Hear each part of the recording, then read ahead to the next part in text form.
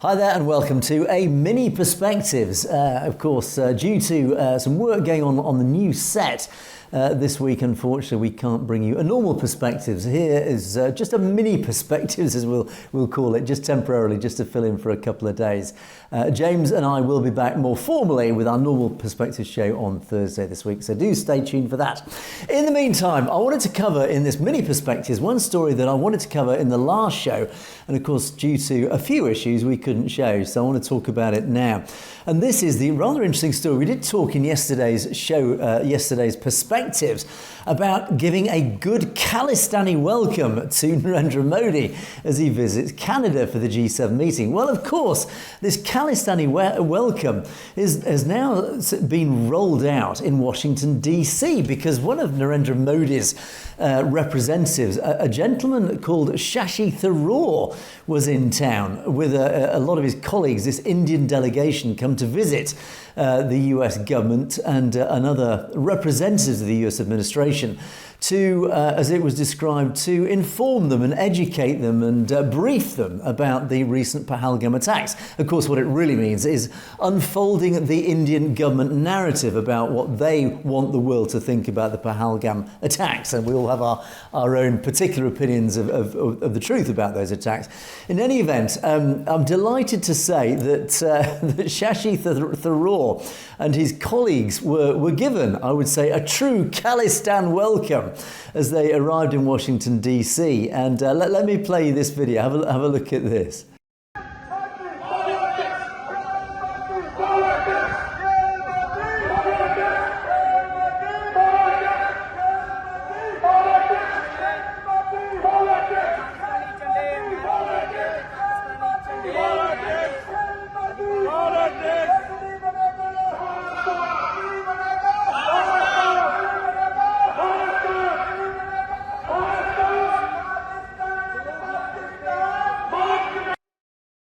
So there you go. It was chants of Modi, kill Modi politics. This very, very deliberately provocative phrase that's now regularly chanted at these sorts of events.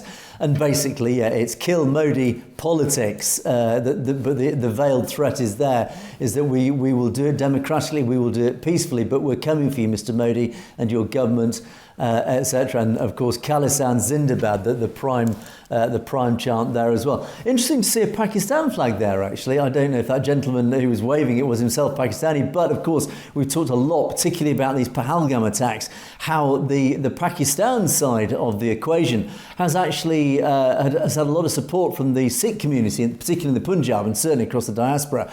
And there's been these hands of friendship stretched across the border from what should be Khalistan, let's call it Punjab, and Pakistan. And of course, Punjabi Sikhs say, no, we certainly don't represent this Indian aggression.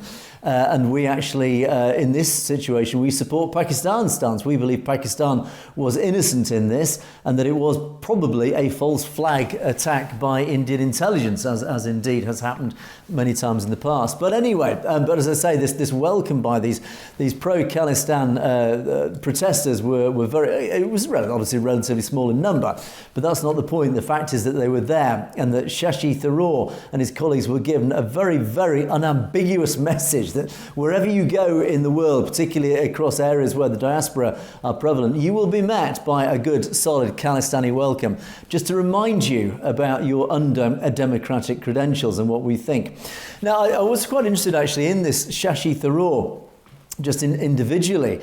And who is Shashi Tharoor? Now, of course, I guess much of our audience will know who he is. He is an Indian author, he's an orator, he's a former international civil servant, and he is a Congress Member of Parliament for Thiruvananthapuram, if I pronounce that correctly, in Kerala since 2009. So he's a long-serving MP for the Congress Party in India. But and I have to say, I've watched as researching this guy. He's a very articulate, he's a very intelligent guy. I have to say, I quite like him in many ways. He comes across as very reasonable, very well argued gentleman. As I say, he's very articulate in his arguments. However, unfortunately, he does seem to sit on the wrong side of the fence in terms of certainly our arguments about Khalistan. And interestingly, in several of his videos recently, or his interviews, etc., the commenters have actually sort of said, look, this guy supposedly is a Congress Party MP, but he does seem to be aligning himself increasingly with the BJP government. In fact, to the extent, well, one of the comments, I'll read one of the comments that I found recently. It said, something is off about Tharoor recently. He seems to be defending the BJP and Modi in every literal way possible. Either the BJP has found out a way to blackmail him, or he is planning to jump ship to BJP soon. In other words, I think even people, Congress supporters, are even saying, what is with this guy? He's supposed to be representing the Congress Party, but he seems to be increasingly aligning himself with the Modi politics. Why is this?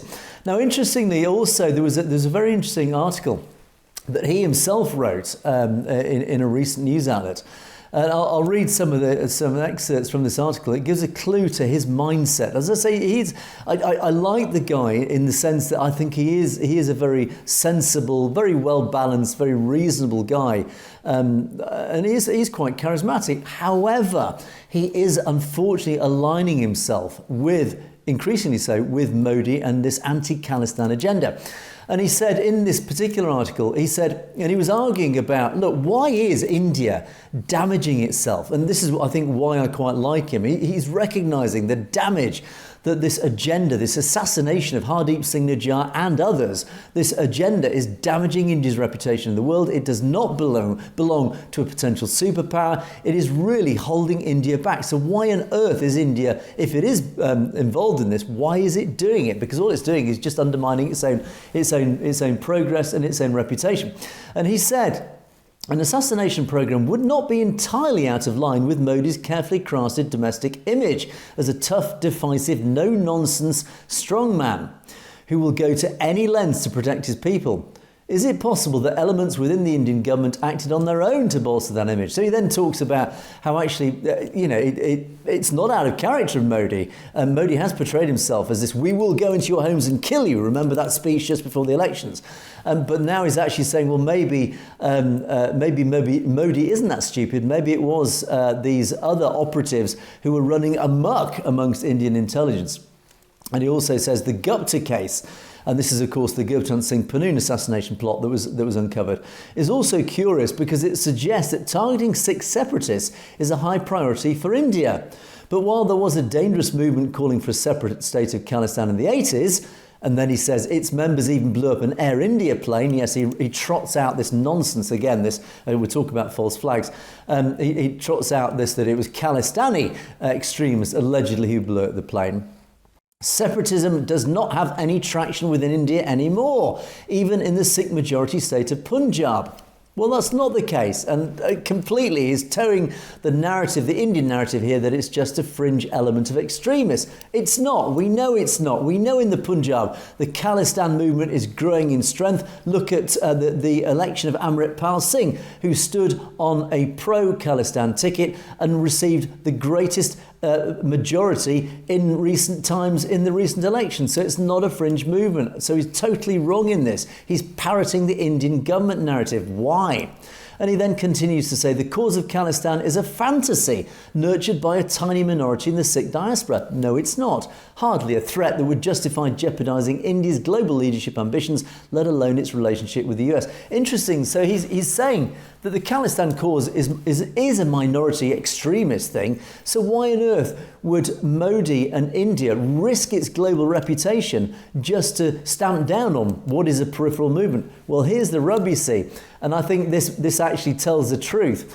And I think the Indian government realises the Khalistan movement is not a fringe movement. It is a major threat to Brahmanical control. That is why Modi and the secret intelligence services are fighting back so dangerously against the Khalistan movement. That is why they are literally risking India's global leadership ambitions, quote, for this, because they know the Khalistan movement is so powerful now. It is growing in strength, that it is this genuine threat. And I think Tharoor is realising that, or maybe not, but Tharoor is trying to align himself with the BJP and Modi's politics, but he's parroting this fake narrative. But even he realises that the murders of Hardeep Singh Nijjar and others is basically damaging India's reputation. He realises the folly of it.